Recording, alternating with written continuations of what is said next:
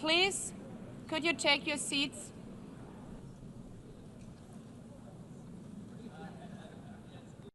Let me begin with two words we have not been able to say often enough in this hall. Madam President.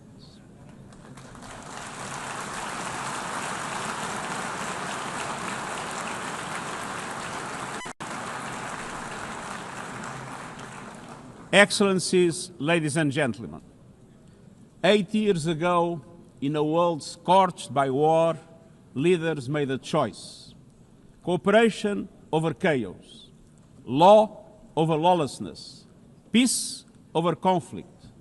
And that choice gave birth to the United Nations, not as a dream for perfection, but as a practical strategy for the survival of humanity. Many of our founders had seen firsthand the hell of the death camps and the terror of war.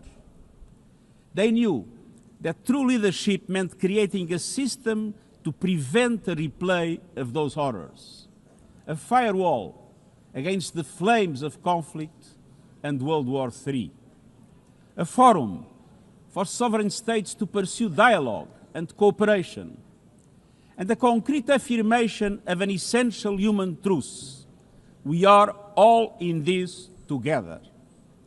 And this General Assembly Hall is the heartbeat of that truth. It is why for decades, world leaders have come to this one-of-a-kind podium. It is why you are here today.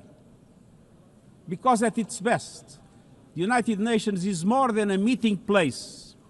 It's a moral compass, a force for peace and peacekeeping, a guardian of international law, a catalyst for sustainable development, a lifeline for people in crisis, a lighthouse for human rights, and a center that transforms your decisions, the decisions of member states, into action. 80 years on, we confront again the question our founders faced, only more urgent, more intertwined, more unforgiving. What kind of world do we choose to build together? Excellencies, we have our work cut out for us as our ability to carry out that work is being cut from us. We have entered in an age of reckless disruption and relentless human suffering. Look around. The principles of the United Nations that you have established are under siege. Listen, the pillars of peace and progress are buckling under the weight of impunity, inequality, and indifference. Sovereign nations invaded, hunger weaponized, truth silence, rising smoke from bombed-out cities, rising anger in fractured societies, rising seas swallowing coastlines. Each one a warning, each one a question: what kind of world will we choose? A world of raw power or a world of laws? A world that is a scramble for self-interest or a world where nations come together? A world where might makes right or a world of rights for all?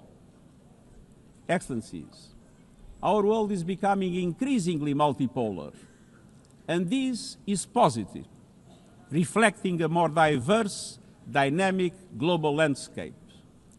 But multipolarity without effective multilateral institutions can court chaos, as Europe has learned the hard way, resulting in World War I. It was multipolar, but there was no multilateral institutions. So let's be clear. International cooperation is not naivete. It is hard-headed pragmatism. In a world where there's leap borders, isolation is an illusion. No country can stop a pandemic alone. No army can halt rising temperatures. No algorithm can rebuild trust once it is broken. These are global stress tests of our system, our solidarity, and our resolve. I'm convinced we can pass these tests, and we must. because people everywhere are demanding something better, and we owe them a system worthy of their trust and a future worthy of their dreams. And so we must make the choice, an active choice, to reaffirm the imperative of international law, to reassert the centrality of multilateralism, to reinforce justice and human rights, and to recommit to the principles that gave rise to our organization, and to the promise contained in its first words, we the peoples. Excellencies, the choices we face are not part of an ideological debate. They are a matter of life and death for millions. As I scan the global landscape, we must make 5 critical choices. First, we must choose peace rooted in international law. Peace is our first obligation, yet today wars rage with a barbarity we vowed never to allow. Too often, the Charter is brandished when convenient and trampled when not. But the Charter is not optional. It is our foundation. And when the foundation cracks, everything built upon fractures. Around the world, we see countries acting as if the rules don't apply to them. We see humans treated as less than human, and we must call it out. Impunity is the mother of chaos, and it has spawned some of the most atrocious conflicts of our times. In Sudan, civilians are being slaughtered, starved, and silenced. Women and girls face unspeakable violence. There is no military solution. I urge all parties, including those in this hall, end the external support that is fueling this bloodshed. Push to protect civilians, because the Sudanese people deserve peace, dignity, and hope.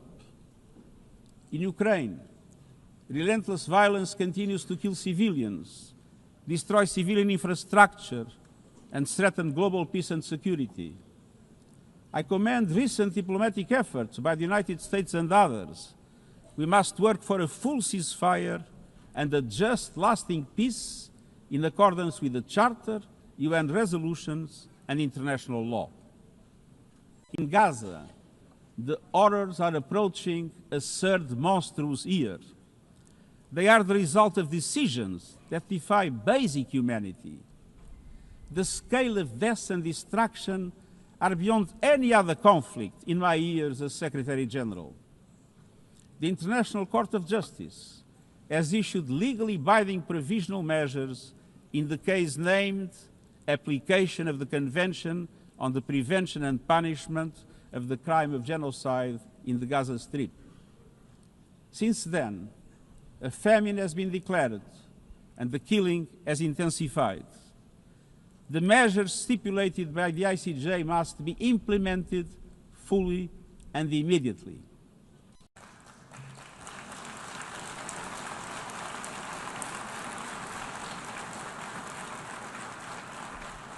Nothing can justify the horrific Hamas terror attacks of October 7 and taking of hostages, those of which I have repeatedly condemned.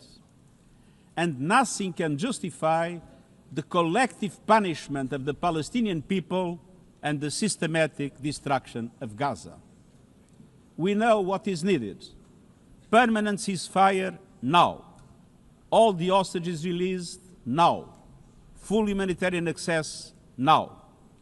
And we must not relent in the only viable answer to sustainable Middle East peace, a two-state solution as so eloquently reaffirmed yesterday. We must urgently reverse dangerous trends on the ground. Relentless settler expansion and violence, and the looming threat of annexation must stop.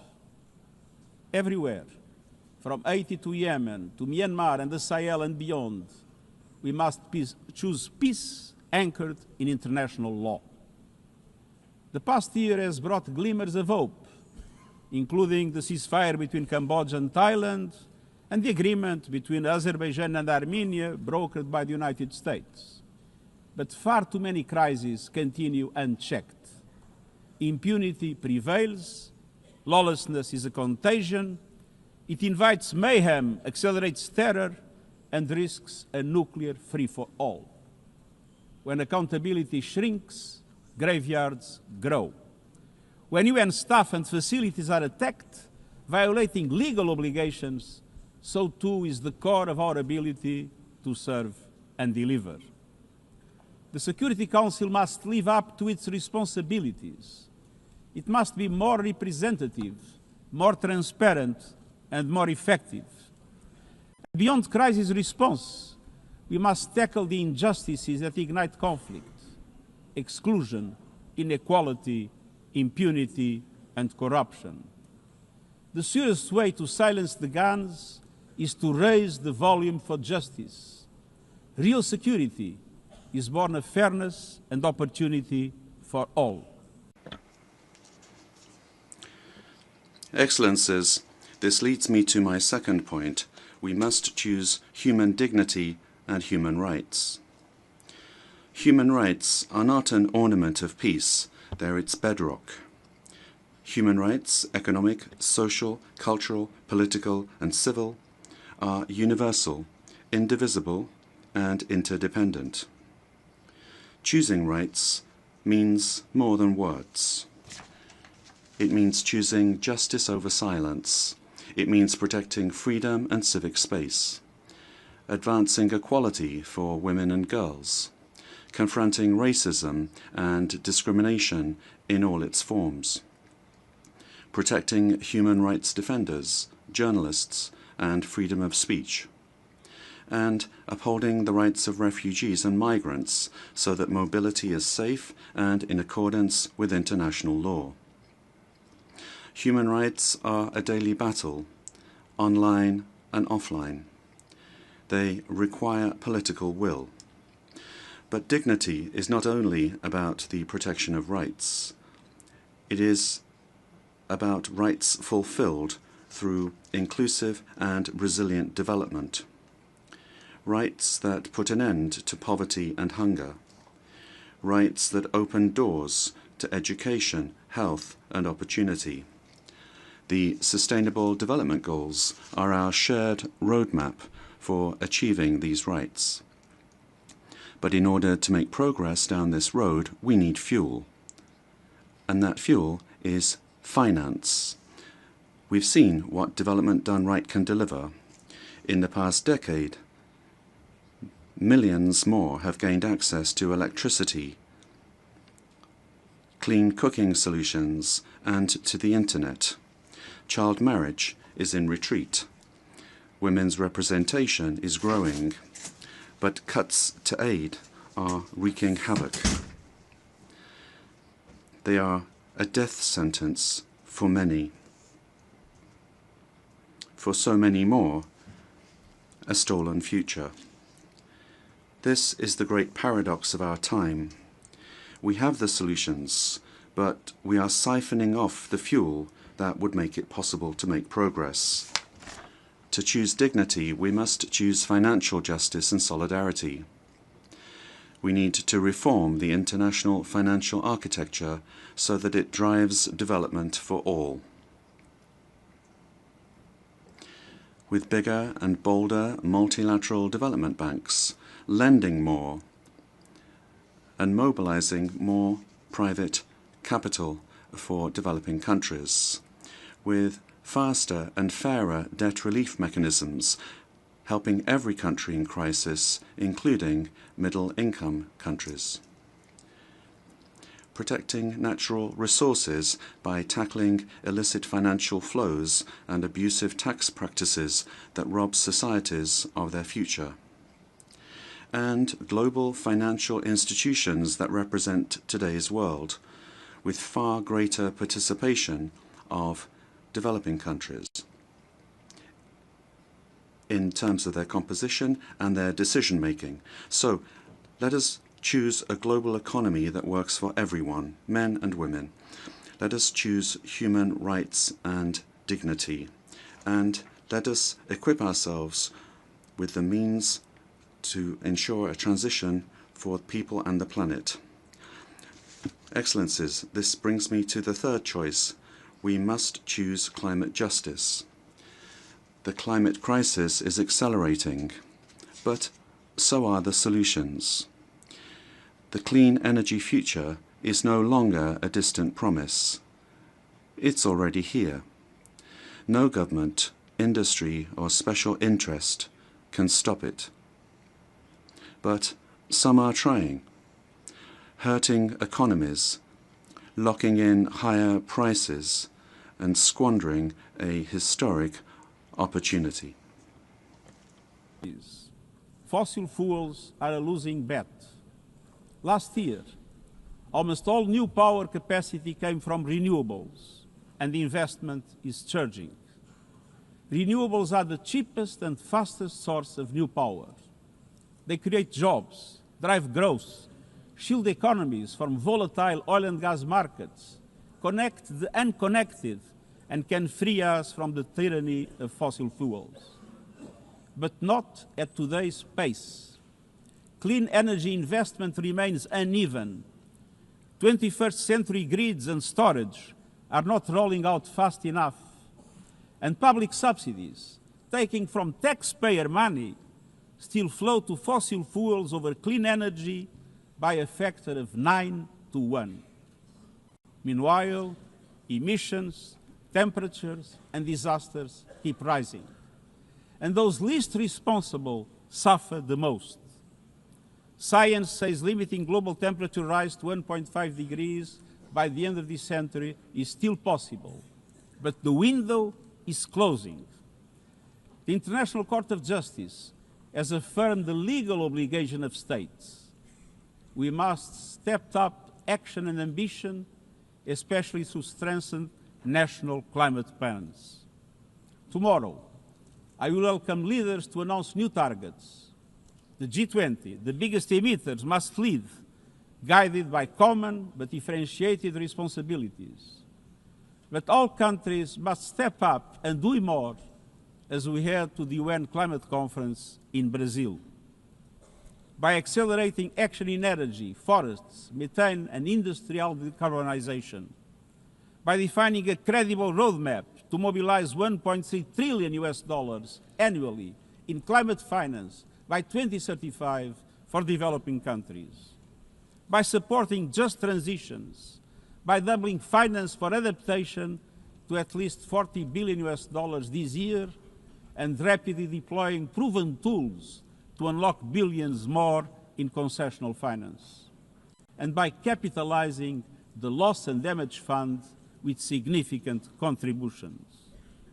All of these requires government, international financial institutions, philanthropies, civil society, and the private sector to work together, to provide fiscal space to developing countries and unlock new innovative sources of finance at scale, including solidarity levies on high-emitting sectors and debt swaps. We have the solutions and tools, but we must choose climate justice and climate action. Fourth, we must choose to put technology at the service of humanity. Artificial intelligence is rewriting human existence in real time, transforming how we learn, work, communicate, and what we can trust. And the question is not how to stop it, but how to steer it for the greater good. Technology must be our servant, not our master. It must promote human rights, human dignity, and human agency. Yet today, AI's advancement in outpacing regulation and responsibility and is concentrated in a few hands. And the risks are expanding to new frontiers, from biotech to autonomous weapons. We are witnessing the rise of tools for mass surveillance, mass social control, mass disruption, and even mass destruction. Tools that can drain energy, strain ecosystems, and intensify the race for critical minerals, potentially stoking instability and conflict. Yet, these technologies remain largely ungoverned. We need universal guardrails and common standards across platforms. No company should be above the law. No machines should decide who lives or dies. No system should be deployed without transparency, safety, and accountability. Last month, this Assembly took a historic step, establishing an independent international scientific panel on AI and an annual global dialogue on AI governance. Two new pillars of a shared architecture, connecting science with policy to bring clarity and foresight, enabling innovation to flourish while advancing our values and our rights, and ensuring governments, companies, and civil society can help shape common norms. We must build on these mechanisms and close the capacity gap. All countries must be able to design and develop AI, not just to consume it. I have proposed voluntary financing options to build AI computing power, data, and skills in developing nations. No country should be locked out of the digital future or locked into systems it cannot shape or trust. And governments must lead with vision, and companies must act with responsibility. And we, the international community, must ensure that technology lifts up humanity. So let us choose cooperation over fragmentation, ethics over expediency, and transparency over opacity. Technology will not wait for us, but we can still choose what it serves. So let us choose wisely. Fifth and finally, to meet all these goals, we must choose to strengthen the United Nations for the 21st century. The forces shaking our world are also testing the foundations of the United Nations system. We are being hit by rising geopolitical tensions and divisions, chronic uncertainty, and mounting financial strain. But those who depend on the United Nations must not be made to bear the cost, especially now, when for every dollar invested to support our core work to build peace, the world spends $750 on weapons of war. This is not only unsustainable, it is indefensible. In this moment of crisis, the United Nations has never been more essential. The world needs our unique legitimacy, our convening power, our vision to unite nations, to bridge divides and confront the challenges before us. The Pact for the Future has shown your determination to build a United Nations that is stronger, more inclusive, and more effective. That is the logic and the urgency of our UN80 initiative. We are moving swiftly and decisively. I put forward concrete proposals, a revised budget for 2026 that strengthens accountability, improves delivery, and cuts costs. Practical reforms to implement mandates more effectively and efficiently with greater impact. And ideas to spark a paradigm shift in the structure of the UN and how its parts work together. Most of these decisions rest with you, the Member States, and we will move forward in full respect of the established procedures. Together, let us choose to invest in a United Nations that adapts, innovates, and is empowered to deliver for people everywhere. Excellencies, my overriding message comes down to this. Now is the time to choose.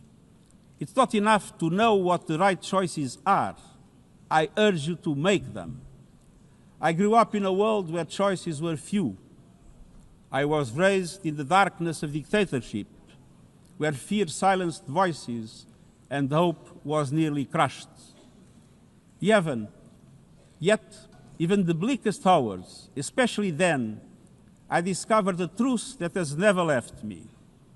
Power does not reside in the hands of those who dominate or divide. Real power resides from people, from our shared resolve to uphold dignity, to defend equality, to believe fiercely in our common humanity, and the potential of every human being. I learned early to persevere, to speak out, to refuse to surrender, no matter the challenge, no matter the obstacle, no matter the hour. We must and we will overcome. Because in a world of many choices, there is one choice we must never make, the choice to give up. We must never give up.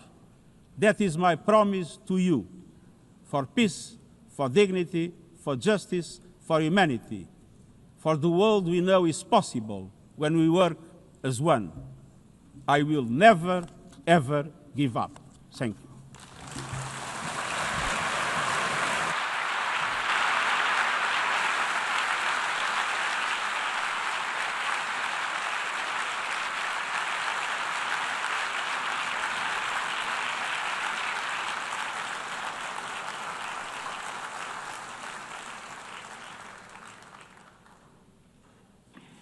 I thank the Secretary General.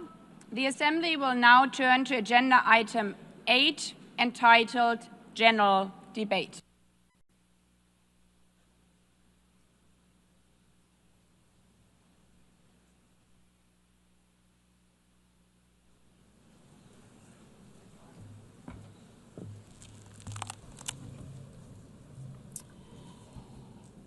"80 years.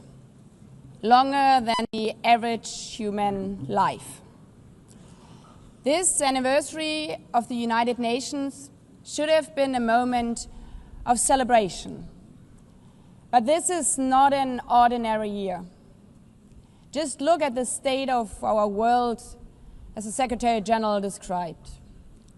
Thousands of orphans in Gaza are wandering around the rubble, eating sand, drinking contaminated water. 90-year-old women in Ukraine are hiding from drones, trapped in their homes instead of living their final years in peace. Children in Haiti, too afraid to walk to school, afraid they might be gunned down by gangs like their friends. And for every conflict and tragedy that seizes the headlines, there are so many more that are forgotten, lost to the news cycle. Like women in Democratic Republic of the Congo, shielding their daughters from armed groups, fearful they might be raped. And Rohingya children, spending their whole childhood in tattered tents, unable to remember what their home looks like. Faced with these realities, now is not the time to celebrate, but to ask ourselves, where is the United Nations? Distinguished heads of state and government, Mr. Secretary General, Excellencies, ladies and gentlemen, people out there in the world watching us. Clearly, we have to do better. But what we should not let cynics allow to weaponize these failures, to argue that our institution is a waste of money, outdated, irrelevant. When the principles of the Charter are ignored, is it the UN that has failed? When tanks rolled into Ukraine, was it because Article 2 of the Charter is not clear enough about sovereignty and territorial integrity? When civilians, children, are killed in Gaza, is it humanitarian law at fault for failing to protect them? It's not the Charter which fails. It's not the UN as an institution which fails. The Charter, our Charter, is only as strong as member states' willingness to uphold it, and their willingness to hold to account those who violate it. Excellencies, yes, our world is in pain. Yes, we have failures. But imagine how much worse would it be without the United Nations? Would a single person be better off without it? Without UNICEF, 26 million children would not have received an education. Without the World Food Programme, nearly 125 million people would have lacked life-saving food assistance. Without the World Health Organization, over 1 billion vaccines would not have been supplied. Sometimes we could have done more, but we cannot let this dishearten us. If we stop doing the right thing, evil would prevail. This 80th session is not about big celebrations. It's about finding the resolve not to give up, the resolve to be better together, just as our predecessors did 8 decades ago. This institution was born in a world on fire and desperate for reprieve. 750 million, nearly a third of humanity back then, still under colonial rule. 2 world wars in a generation, 70 million dead. The horrors of the Holocaust revealed to our collective shame. This was a generation that knew almost nothing but suffering and despair. The signing of the Charter in 1945 gave hope to millions, gave us a North Star that guided our path from the ashes of war, helped guide nations from colonial rule into independent states, helped end apartheid. Across the decades, the United Nations has been a compass pointing toward peace, humanity, and justice. We have not always succeeded, but the story of this institution is not a story of easy victories. It's a story of falling and rising, of pulling ourselves and each other back up and trying harder. We gather here for the 80th time, not for empty celebration, not out of ritual, not to hear our own voices. We gather to prove that this institution matters, and that through this institution, every nation represented here, no matter how big or small, can summon again the strength and unity first shown in San Francisco 80 years ago. The courage and resolve of world leaders, who even while some called them back then naive, believed they could build a better world from the wreckage of the old. They showed then what true leadership is. It's not about imposing your will or putting others down. True leadership is about lifting others up, not out of altruism, but for our mutual benefit, and even out of our self-interest. Because as our founders and every architect of peace since then has understood, helping others is what makes ultimately our own countries stronger. Could any state have faced the global pandemic alone? The virus did not have any passport. We were only able to solve it at the end with the support of the World Health Organization. The climate crisis does not stop at borders. CO2 emissions anywhere affect people everywhere. Even the wealthiest cities in the world cannot shield themselves from wildfires. And imagine coming here by plane, how safe would you feel to step into the next airplane if there were no International Civil Aviation Organization anymore, which is responsible for setting safety regulations for 5 billion passengers each year?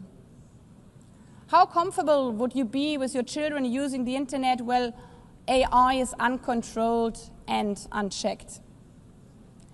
As the lines between what is real and fake start to blur.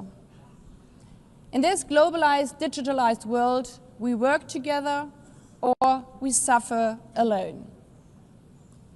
Excellencies, the theme of this milestone session and the high-level week is therefore better together.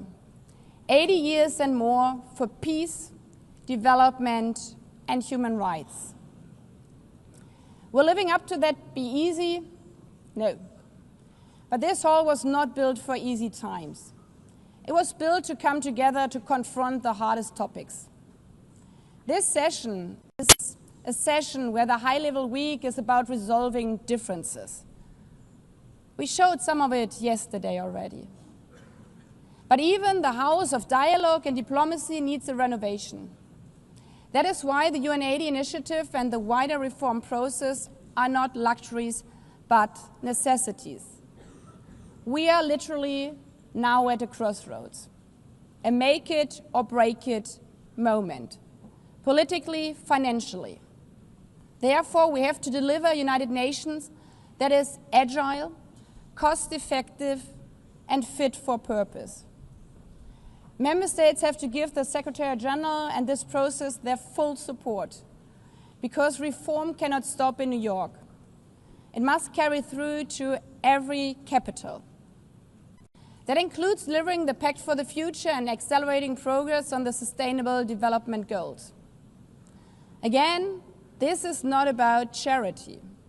It's about addressing the core purposes of this institution, about strengthening our foundations across all three pillars: peace and security, human rights, and sustainable development. They are inseparable. Leaving hundreds of millions trapped in extreme poverty, vulnerable to crisis, and denied their human rights is not only a moral failure, it's a recipe for global unrest, terrorism, and a tragic waste of humanity's greatest resource, its people. Put it simply, without the SDGs, there cannot be lasting peace. Excellencies, our future as an institution will also be shaped by the selection of the next Secretary General.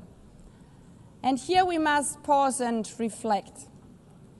In nearly 80 years, this organization has never chosen a woman for that role. One might wonder how out of 4 billion potential candidates, there could not be found a single one. Of course,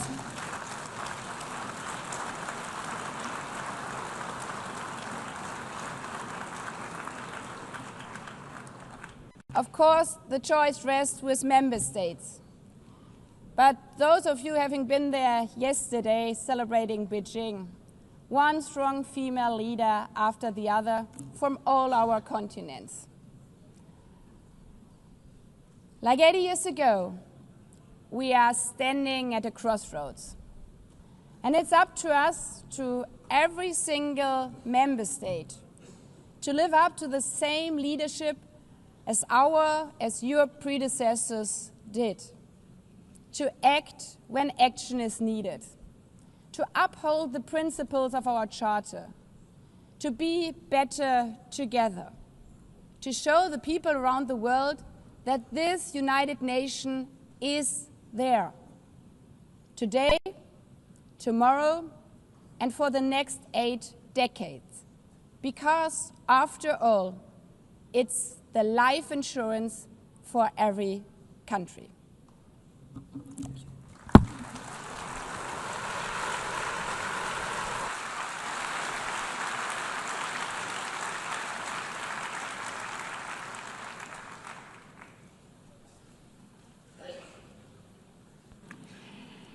Before giving the floor to the first speaker for this morning, I would like to remind member states that the list of speakers for the general debate has been established on the agreed basis that statements should be no longer than 15 minutes to enable all the speakers to be heard at a given meeting. Within this time frame, I would like to appeal to speakers to deliver their statements at a reasonable pace so that interpretation into the other official languages may be provided properly. I would also like to draw your attention to the decision taken by the Assembly at previous sessions, namely that the practice of expressing congratulations inside the Assembly Hall after speech has been delivered is strongly discouraged. After delivering their statements from the rostrum, speakers are invited to exit the hall through room JA200, located behind the podium, before returning to their seats.